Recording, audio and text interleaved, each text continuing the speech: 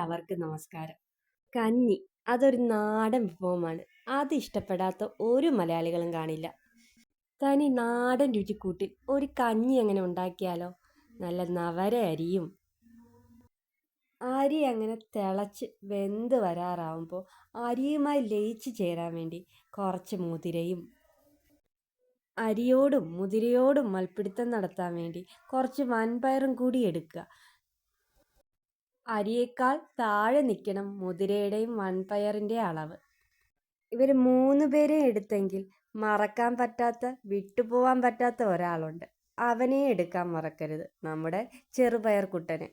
ചെറിയ അളവിലെങ്കിലും ഇവനെ എടുത്തു കഴിഞ്ഞാൽ രുചി മുൻപന്തിയിലായിരിക്കും.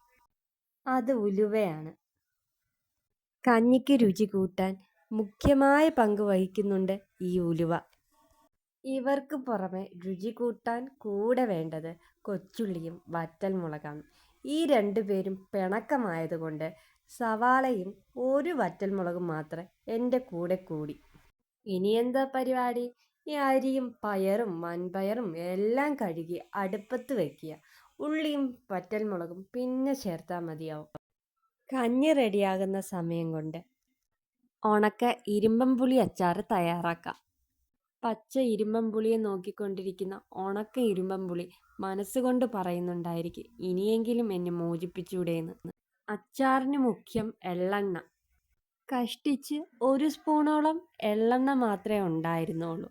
ഞാൻ 1 സ്പൂണ് വെളിച്ചെണ്ണയും കൂടി അഡ്ജസ്റ്റ് ചെയ്തു. ഒരു നേരത്തേക്ക് ആയതുകൊണ്ട് കുഴപ്പമില്ല. പിന്നെ പൊട്ടാൻ വേണ്ടി തയ്യാറായി കടുകും ഉലുവയും.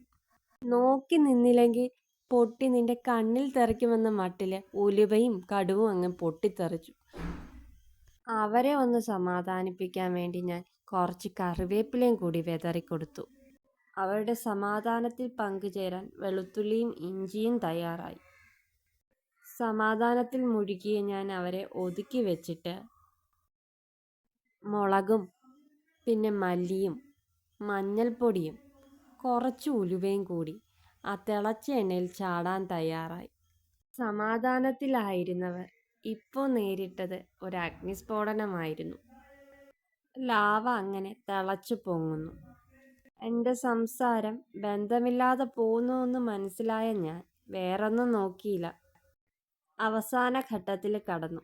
ഇനിയെന്താ, ഇതെല്ലാം ഒന്ന് മിക്സാക്കി വെച്ചിട്ട് ഇതിലേക്ക് ചാടാൻ തയ്യാറായി എല്ലാത്തിനും മോചനം കാത്തു കിടന്ന ഉണക്ക ഇരുമ്പൻപുളിയെ ഞാൻ ഇതിലോട്ട് ഇട്ട് കൊടുത്തു. നിനക്ക് നന്ദിയുണ്ടെന്ന് പറഞ്ഞുകൊണ്ട് അതിൻ്റെ മുഖത്തൊരു ചെറിയ സന്തോഷം ഞാൻ കണ്ടു.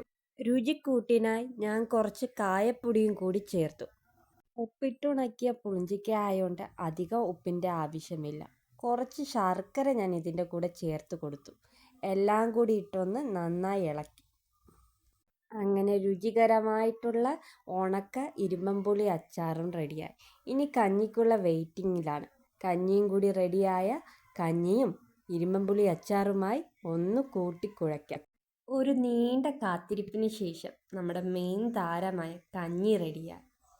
ഇഷ്ടപ്പെട്ടെങ്കിൽ എല്ലാവരും സപ്പോർട്ട് ചെയ്യണേ.